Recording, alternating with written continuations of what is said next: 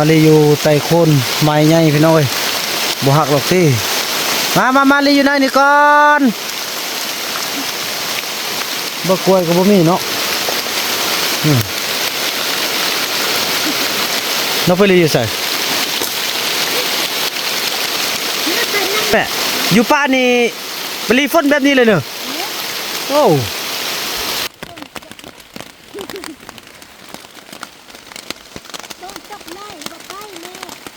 บ่เอาไปนอนอยู่ลุ่มก่อนนอนลุ่มโอ้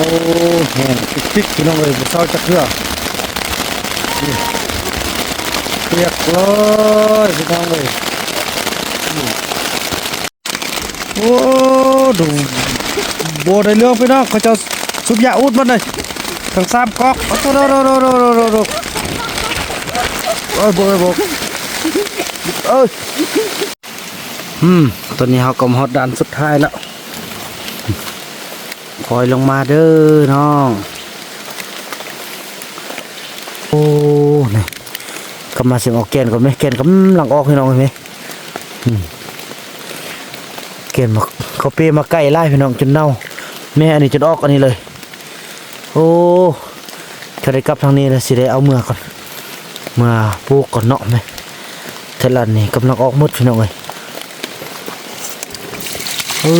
เต็มเลยผู้ใดว่าให้มาอ้อมนั่นนี่นะ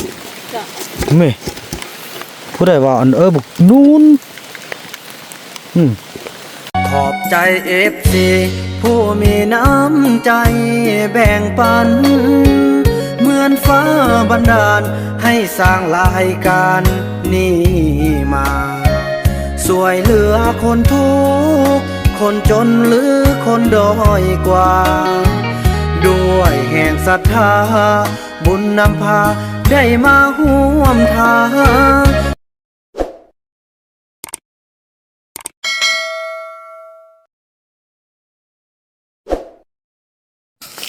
พี่น้องฟ้ามืดฝนมาแล้วป้าท่านผู้น่ะมาอยู่ใกล้ๆกับนี่เนี่ยพี่น้องยานสายฟ้าได้นี่นะสัญญาณกับสมบัติดีไปถือว่าจูผู้ใส่กับบุทันขึ้นมาปานนี้เนาะไปเจ้าย่างไปก่อนพี่น้องมื้อนึงก็สิขึ้นมาฮอดไปท่าอยู่เมียงกันเนาะไปขี่ยานฟ้ายานฝนตอนนี้นะไปแม่เดินทางหน่อยส่วนผู้ชายนั่นจะมานำลังเนาะคอยว่ากันจะมาหรือบ่มาบ่ฮู้พี่น้องแต่สิ่งที่แน่ๆก็คือว่าได้แม่นกใหญ่ผู้ที่เพิ่นฮู้ทางแล้วเนาะบ่ว่ากันพี่น้องเนาะดีใจแล้วล่ะตอนนี้พวกเราได้มาฮอดดินแดนอาถรรพ์กันละดินแดนที่สาลือเรื่องของสิ่งลึกลับเดินทางตามเผ่าต้องเหลืองทางหน้านี่คือพี่น้องเผ่าต้องเหลืองทั้งสองเนาะเอื้อยกับน้องพี่น้องสาวลีและกระทั่งแม่นกไงส่วนทางล่างนั่นก็คือแม่ของเขาเองนี่พี่น้องเนาะจอพี่น้องผู้ชายนั้นบ่มีวี่แววสับจักไปทางใดบ่ยิงเข้ายิงยันเลย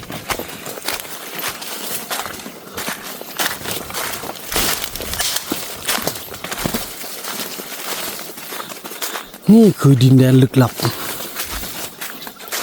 ที่มีความเยือกเย็น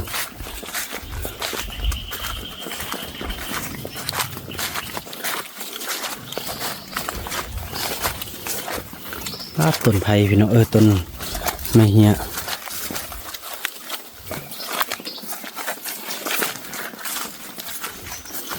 สาวลีเนี่ยใส่เกือบใส่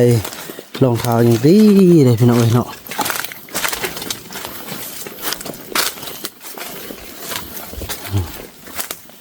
ส่วนทางนี้นี่รุ่นบุใส่เกือบเลยนี่ฝนตกมาแล้วพี่น้องเซตบาทนี่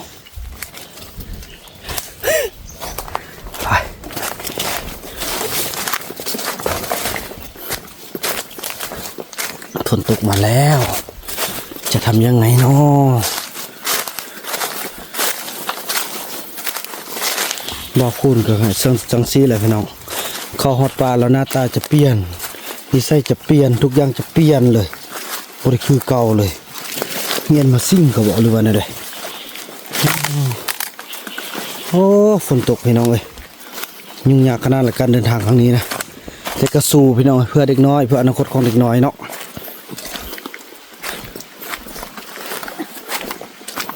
เด็กน้อยขอชดมานี่ฮู้ทางนี่ฮู้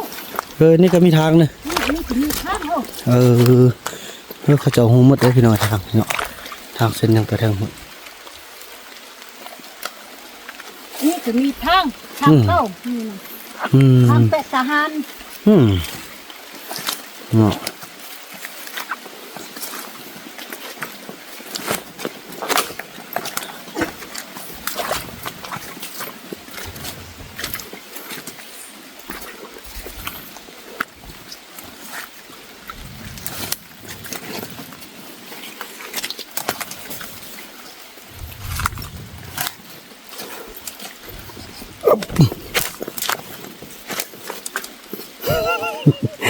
สู้จน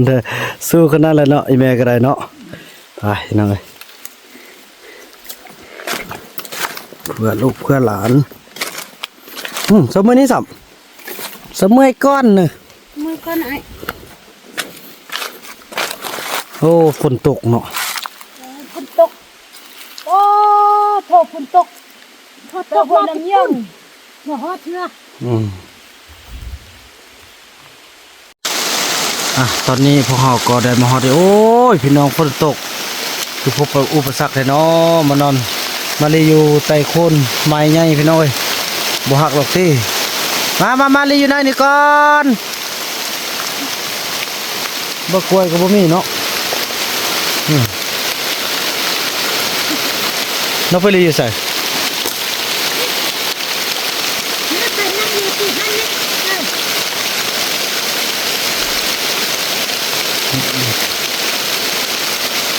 บ่เปียกเลยน้องแบบนั้นนะอันนี้น้ำมันย่อยลงนะนี่โอ้พี่น้องเปียกคือเก้าจะได้แม่อยู่ป่านี่ไปรีฝนแบบนี้เลยเนอะโอ้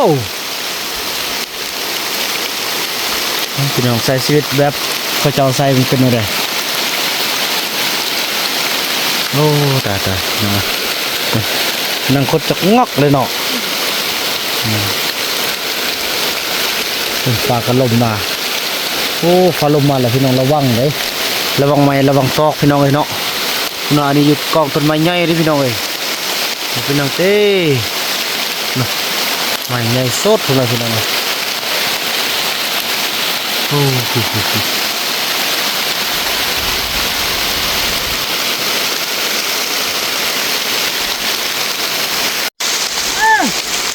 โอ้พี่น้อยจนค่ำเลยตัวอยู่ในกระโดดสมควรเนาะตัวแม่เพิ่นส่วนลงไปยูทูบเก่าแล้วสั่นเพิ่นว่านี่พี่น้อยมาที่พอรีโซนเนาะโอ้ดีแต่บ่ฮักเนาะบ่เป็นหยังเนาะไปสาวลีก็แม่นเอาอันนั้นที่กังนะบ่เซาแล้วเพิ่นว่านี่ได้ก็บ่เซาแล้วมันสิค่ำก่อน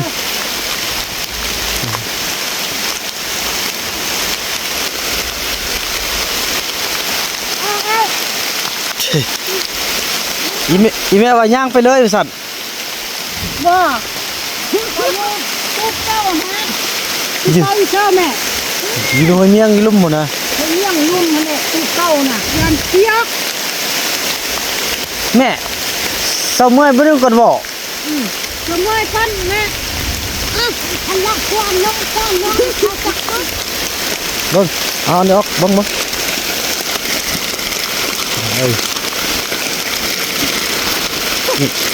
พยังเนี่ยแม่จันทรีก่อนนะเอ้ย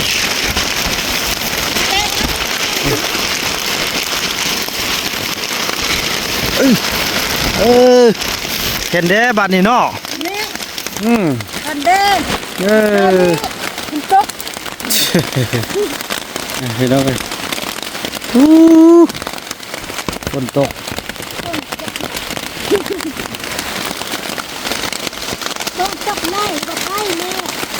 บ่เอาไปนอนในลุ่มก่อน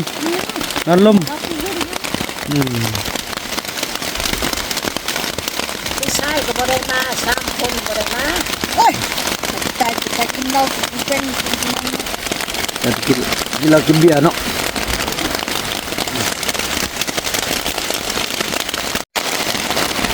โอ้แห้งติ๊กพี่น้องเลยบ่เศร้าจักเทื่อนี่เปียกเลยพี่น้องเลยนี่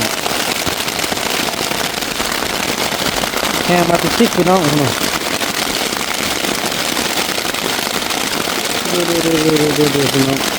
คนบอกเพิ่นบัดมาในตายเปียกเลยนี่จังไดบรรยากาศดนเราบ่ได้พบแบบนี้ พี่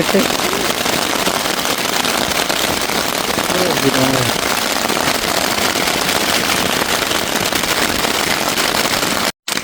โอ้ดูโบได้เรื่องพี่น้องเขาจะสุบยาอุดมันเลย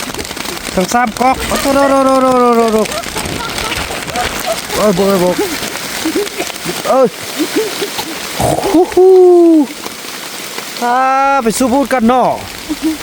โบได้เรื่องนั่นนี่นะเบิ่งไปอยู่ทางเต็มก่อนเด้ออยู่กองต้นไม้เต็มก่อนเด้อพี่น้องยกตายโอ้อดได้ก็อดบ่ได้คนพักกันหัวเสียเลยสาลีเอ้ยป้าพี่น้องภารกิจของเฮานี่สิฮอดลูกบ่น้อบ่าวาดนี่เฮ็ดเส้นเฮาแล้วบ่าวาดนี่สิบ่เลี้ยงข้าวเลี้ยงน้ำก่อนเฮ็ดลูกนี่ยะพดอยู่กองนี่คือเก่าพี่น้องเอ้ยโถจนสิแรงแล้วบ่ได้ไปฮอดไส้ฝนตกขนาดเลยพี่น้องมาตกยามนี้เนาะฝนเลยบ่เป็นใจกันแท้ว่าหรือว่าบ่อยากให้กันนำบ่นั่นแหละฮะเราเป็นความสุขของเขาบ่ในจังได๋แต่ว่าได้ยินข่าวเขาเจ้าว่านี่ยงนี่อยากมาได้ยงกับเต่าเนาะแต่ว่าที่อยากมาแท้ๆก็คือยงให้พี่น้องเอ้ยเต่าน้อยแท้ก็ฮู้ว่าอยู่นั่นก็อยู่ได้เพราะมันบ่ฮู้หยังเด้เด็กน้อยและเด็กซ่าพี่น้องเนาะหามาก็มาให้อยู่ก็อยู่สั่นแหละแต่ว่ายงนี่ฮู้ความทุกข์แล้วพี่น้องแต่ว่าจอมใจนี่สันดานละสันดานตัน5พะโลก็เอาบ่เป็นหยังอันนั้นก็ลุยต่อพี่น้องให้มันได้สำเร็จเนาะให้มันฮอตแน่นอนมื้อนี้ก็น่าจะไปนอนเฮือนเก่าเฮือนซาวติกเฮือนแม่เฒ่ามิตรเนาะนี่พี่น้องน้ำนะขอบฝนตกนะพี่น้องไอ้คุณน้ำจนไล่เลยตกแห้งขนาดเลยเนาะโอ้ยพี่น้องเลยเนาะคนก็บ่เศร้าจักเทื่อน้ำย่อยลงพี่น้องเลยเบาน้ำอยู่นี่กับพอดีวิทย์นี่พี่น้องเลยเนาะแต่พอดีวิทย์นี่มันนี่แหละพอดีวิทย์อันนี้ก็พอดีเขาพอดีล็อกเลยนะพี่น้องเลยบ่ฮู้นะมันน้ำนะเดี๋ยว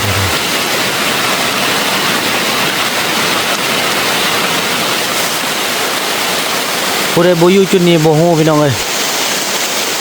ก็ทรมานขนาดเลยนั่งก็บ่ได้มีแต่ยืนอย่างเดียวยืนก็มีแต่ระวังนี่เห็นบ่บ่ทึกบอลมันก็นำเป็นนำหัวนำไล่เขา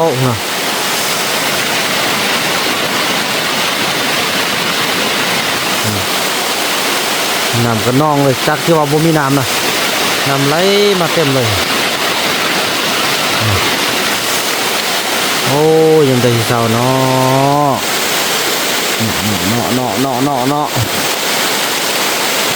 ก็สิตกยังบ่ตกแต่อยู่บ้านพุ่น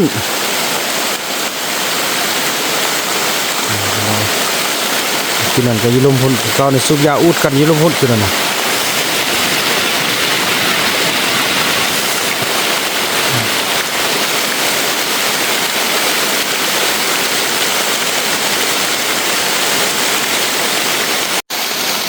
ถือว่าแล้วเนาะฟ้าอากาศก็เริ่มเศร้ากันพี่น้องเอ้ยพอโทรบ่ฮู้จักโมงแล้วตอนนี้นะก็ใกล้จะค่ำแล้วแหละเนาะมาพับเลยฝนเศร้าแล้วพับเลยเศร้าแล้วน้องเอ้ยเศร้าแล้วเนี่ยฟ้าก็เห็นที่เฟื่อแล้วเห็นบ่เนาะไปพับเลยก็เมียนไว้โอ้นี่บอลบาบุนำพักพอดีบอลหันพี่น้องบอล มันมีอันนั้นดีเนาะมันแบบว่าฝนสะออกพี่น้องเอ้ยรีอยู่กองโคนกองไม้ไปจังซี่ล่ะพี่น้องเอ้ยเนาะพับเลยพับเป็นบ่เอายกน้ำออกหมดก่อน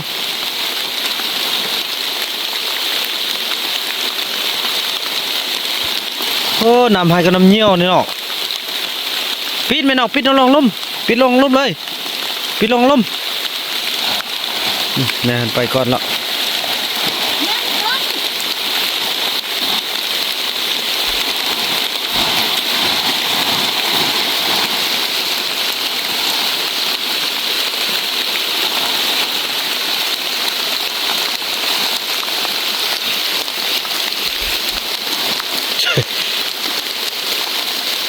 นี่ได้กะฮอดฮันกับสิแดนั่นละพับธรรมดาพอแต่เปได้เนาะน้องเนาะเอาได้ลุ่มกับสิได้ใช้ได้ละเบาน้ำกับสิได้ไปพับให้กันนี่ลุ่มเป็นบ่ล่ะ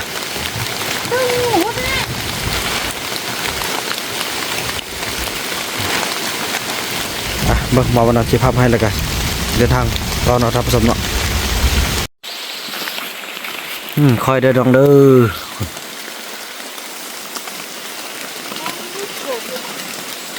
เฮ็ดลายข้างนอก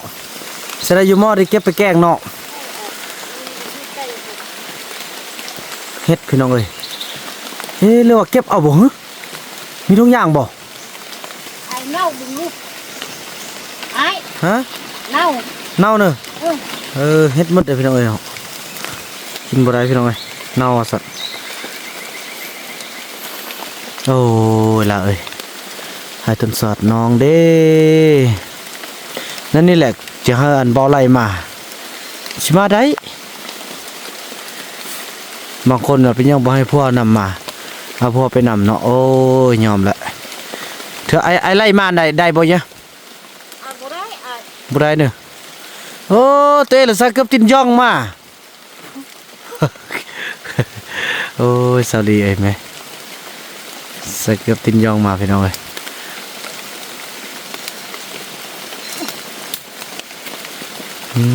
ลาเอ้ยแม่เกือบแล้วไปต่อแม่มิดกับแม่นกใหญ่ไปก่อนละโอ้ย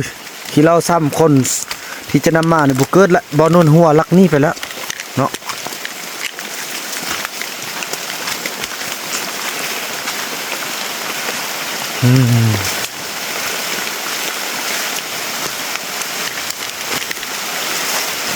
อ๋อฝนจะมาอีกแล้วน้องโอ้ตายพี่น้องฝนมาอีกแล้วไก่สีฮอตแล้วเนาะเอ้ยไก่ชอนหอยเมียงแล้วแหละโอ้ยอยู่เราไปเจอเขาอยู่หอยเมียงสาเนาะคือจะดีใจฮะเนาะหอยเมียงไอ้ลมพันหนึ่งเนาะวันนี้ผักจังสารแล้วพี่น้องพบกันต่อไปเนาะโอ้พี่น้องมอทันกับเป็นฝนสัตว์ลงตึมพอมันก็ตัดเอาใบตองนี่มาปกหัวให้พี่น้องมาฮอตนี่เห็นเห็ดปลาเห็ดสนุ่นพี่น้องไหมงาม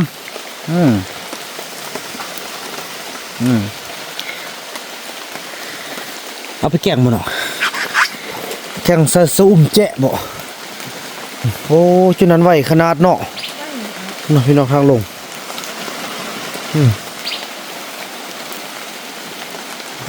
เห็นนั่นเด้อยากพี่น้องจังสั้นแล้วพี่น้องตอนนี้เขากำฮอดด้านสุดท้ายแล้วคอยลงมาเด้อน้อง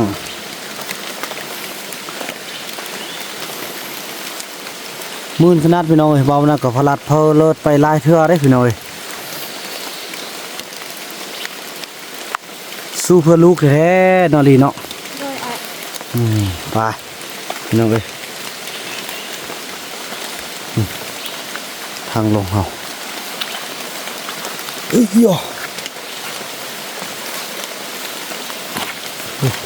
มันจะง่ายแล้วตอนนี้นะท่านสามารถถ่ายได้วิดีโอได้แสดงว่าง่ายละอันนี้คือห้วยเมี่ยงแล้วพี่น้องแต่ว่าบ่แม่นแถวนี้เนาะใกล้จะฮอดละเช้ากับฮอดแล้วฮอดจุดนี้แล้ว หน่อยเนาะ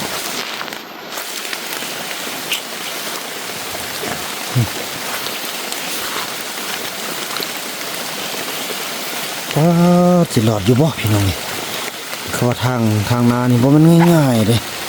ยากขนาดเด้เจ้าว่านะ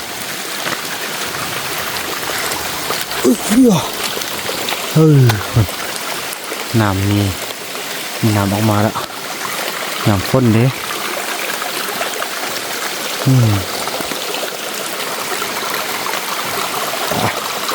ไปต่อ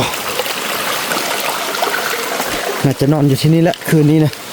นอนอยู่บ้านไม่เท่ามิดนี่แหละจูบซ้ายนี่น่าจะบ่ฮอดแล้วแหละฝนตกแล้วนี่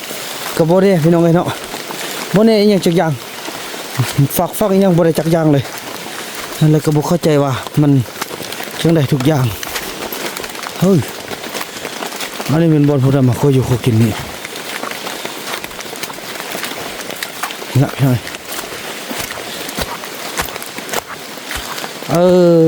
อันนี้บ่อนว่ามาขอเน่านะพี่น้องเอ้ยโอ้นี่กำมาเสียงออกแกนก่อนไหมแกนกำลังออกพี่น้องเห็นไหมแกนมาเขาเปมาใกล้ไล่พี่น้องจนเน่าแม่อันนี้จนออกอันนี้เลยโอ้ถ้าได้กลับทางนี้แล้วสิได้เอาเมื่อก่อนเมื่อปลูกก่อนเนาะไหมเทลันนี่กำลังออกหมดพี่น้องเลยเน่าหมดแล้ว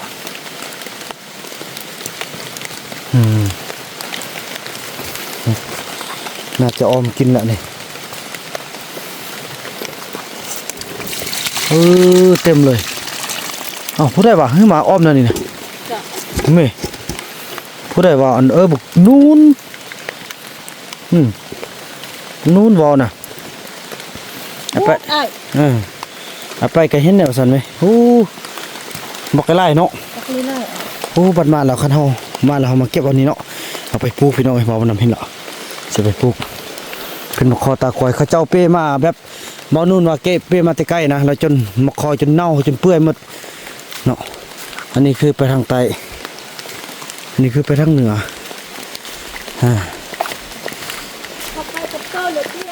จากเบิ่งก่อนมาเบิ่งนี่ก่อนบัว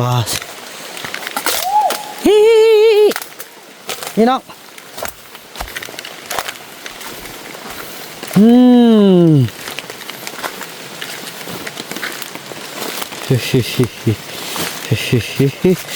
อ้ถูกยากขนาดเนาะ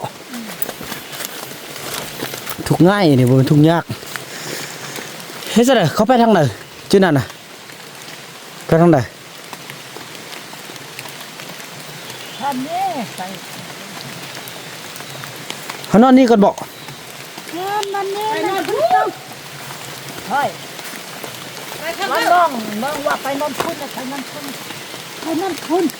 ใช่ย่ะบดอีแม่มาน่ะทางใดอีแม่มาทางใดเห็นเขาอันนั้นแม่น้องนี่อันนี้ทางนี้เนอะเห็นเขายุ่งทางใดทางเตอทางเนื้อไปซะไปเตาไว้ไปซอกบนนอนเตาเนาะไปพี่น้องเอ้ยเอาผ้านี่ยังใส่ได้อยู่บ่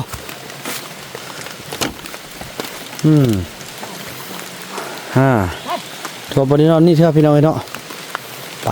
ไปทางใต้พี่น้องเอ้ยจังสั่นละพบกันต่อไปเด้อพี่น้องว่าเขาสิไปทางเด้อย่าน้องท่ามเราเด้อให้เราพาไปไหมเราไปทางไหนให้เราพาไปก่อนไปทางเด้อให้เราไปก่อนเลยไปเตะน้ำ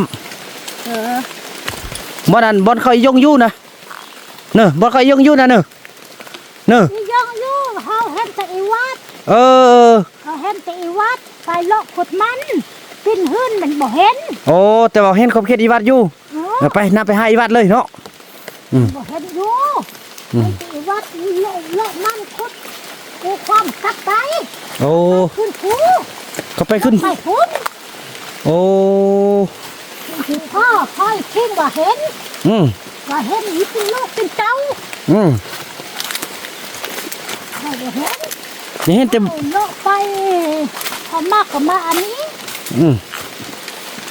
แล้วบ้านนี้พี่น้อง มันสิเกิดอยู่อ่ะ เฮ้ยทิ้งบ่มา น่ะไปกิ้งว่าบ่เห็นอีกปอ ทิ้งก็บ่ได้น่าทำก็ว่าเห็นว่าเออ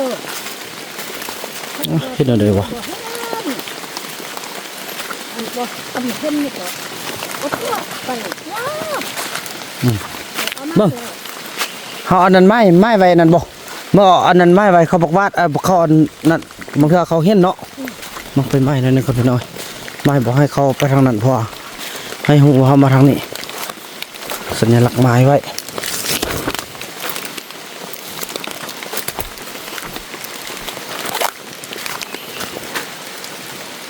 เขาฮู้ละไม้นั่นนี่นะนี่อันนี้เขาต้องเข้านี่จากสัตว์แล้วพี่น้องโอ้จะได้เรื่องอยู่อะไรนี่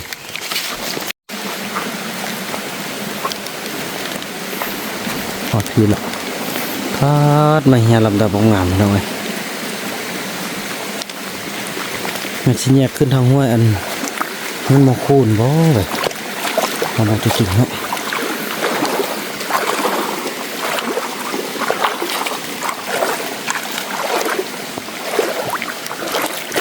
อุ้ย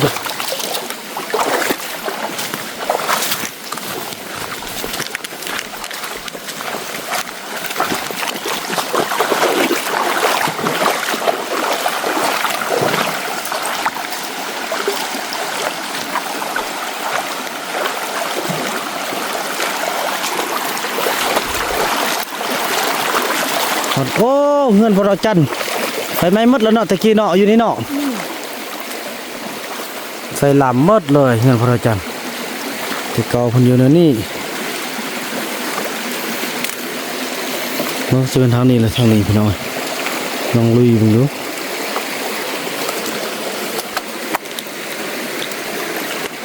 เอ้ยนี่เดี๋ยวก็ให้มันหอดกัน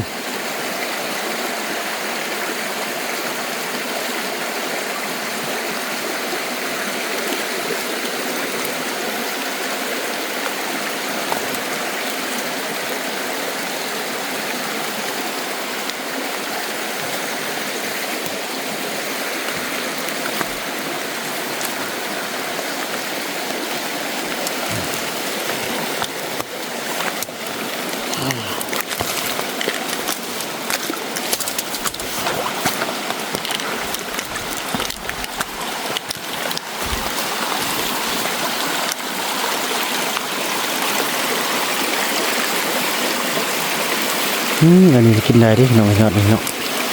ส้มดีเลย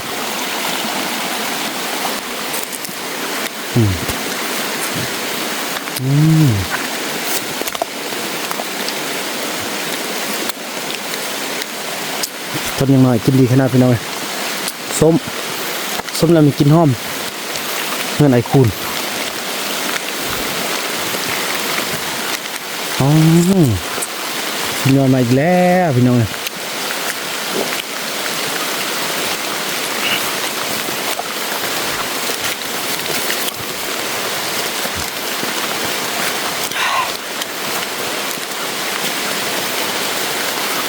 ทางใดทางเพิ่มหมดนะ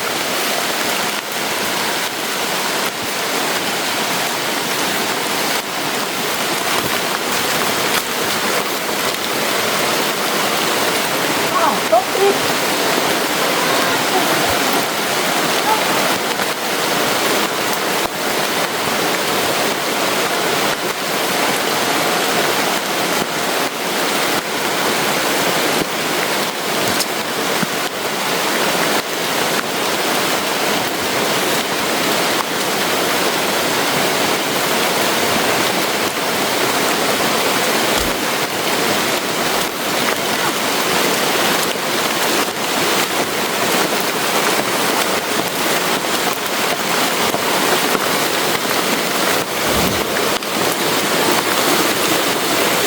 ว่า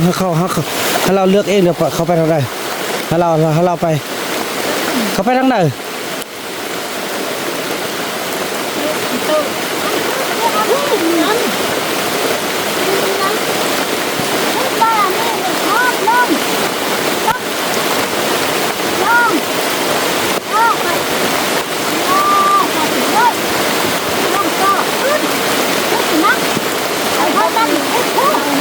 ฮ่า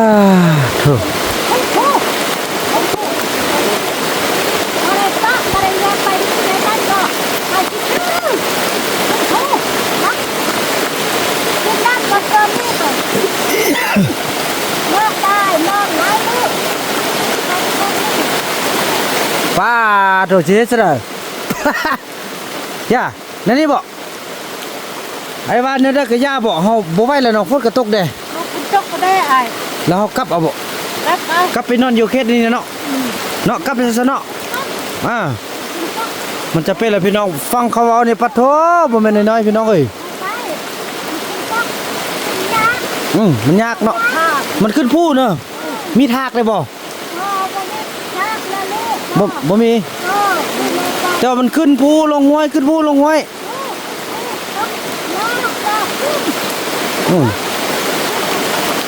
แต่จะได้เนาะสู้บ่สู้เลยสิกลับ ไอ้คุณจก อย่ากลับ ไก่ไอ้บอกคุณมา ยังใกล้ตึ้มหนึง ไก่เตอ สันเฮา เอิ้นไอ้ผู้ชายคนผู้ชายผู้ชาย ย่าสังสิซะเฮานั่นได้ก็ย่าเข้าไปแล้วก็เฮาฮู้อย่างน้อยเฮาก็ฮู้ยืนบอกบ้านแล้วเนาะเฮาอีคุณไปนำมาแล้วเอาอีจอม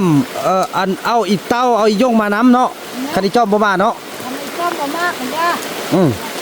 แล้วก็เอาอีเต้ากับอียงมาเนาะ เจ้าลง จนนั้นเขาสิมายามได้ก็มาบ่มาก็ย่าเขาเนาะ ยา ครับ คุณจกผู้ชายเป็นน้องเป็นเด็กน้อย ไปนอนทันไปเธอกลับน้อง ไปตั้งแล้วโอ้ย โอ้บ่ได้หรอกพี่น้องเนาะ ค